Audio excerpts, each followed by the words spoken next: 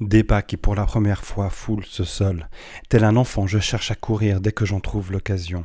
J'ai aimé porter des robes cet été-là. Tous les étés, sentir le vent s'engouffrer dans les jupons soufflés par le chaud. J'aurais telle une femme aimé faire attention à la manière dont ma peau vivait. N'ai jamais compris pourquoi les femmes devaient toujours être aussi proches de leur corps, de leur nudité. C'est peut-être là que démarre l'objectivation, ou alors je suis encore réfugié dans mes schémas. On dénude la femme, ses pieds, ses épaules, il est toujours commun de la rapprocher d'une figure mythologique, d'une peinture à l'huile. A contrario, il nous est impossible de tolérer leur nudité. On en a fait une honte alors que Dieu sait si les femmes aiment et ont besoin d'évoluer, de laisser tomber de leurs épaules tout ce que les pensées, les attitudes leur font porter.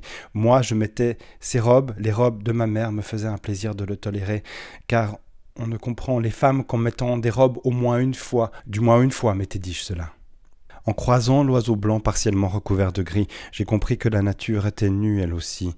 Ne porte pas de robe, elle revêt des couvertures, des manteaux, oui c'est cela. Il faut l'avoir parondée, telle des formes molles, fallait saisir que ce n'était pas ces traits qu'il me fallait retrouver lorsque je survolais la terre. Afin de comprendre, oui, comprendre pourquoi j'ai vécu avec tant d'intensité les paysages, il faut saisir autre chose, que ce ne sont même pas les formes qui importaient lorsque je croisais la terre, mais l'impression que j'avais gardée d'elle.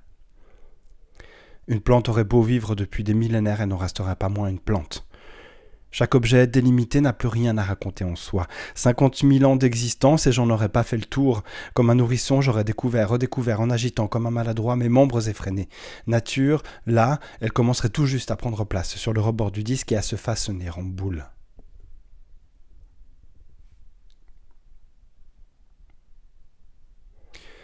Je me sentais un peu seul, je crois que j'ai tout fait, me sens fatigué de jouer à l'humain. Pour m'égayer, je me rappelais les fois où en vacances dans le sud j'avais revêtu les vêtements bariolés de ma mère, non pas pour me recréer une figure, mais pour libérer un peu mon corps. Voulais être nu dessous, plus proche du rien que du sophistiqué. On sait pertinemment que le reste est une question d'attitude. Mon but n'était pas de faire rire Catherine ou Charlotte, ne voulais faire rire personne, j'avais chaud. La chouette et le rossignol étaient splendides, je n'avais pas le temps de penser à mon corps, toute la peur que mon père revêtait en lui, qu'il m'avait transmise, procurée, je n'ai jamais su si c'était injuste. Les peurs de la mère du père, c'est 2 fois plus à encaisser, tel un coussinet, mais un coussinet de 8 ans et demi. À vrai dire, j'ai eu l'empathie juvénile, je ne pouvais m'en occuper, les décharger un peu, c'est toujours un peu. Cette rencontre avec Julie, Charlotte, Catherine était attendue, par le fait qu'elle me rappelait de beaux instants alors que j'avais peur, que l'image de Catherine me saisissait sans que je ne l'aie réclamée, et c'était à chaque fois la même rengaine où il fallait quitter l'une et l'autre de ces images. À la vérité, tout me revenait en tête, tout juste après, même avant l'orage, même lorsque tout le monde était triste ou que la nourriture venait à manquer.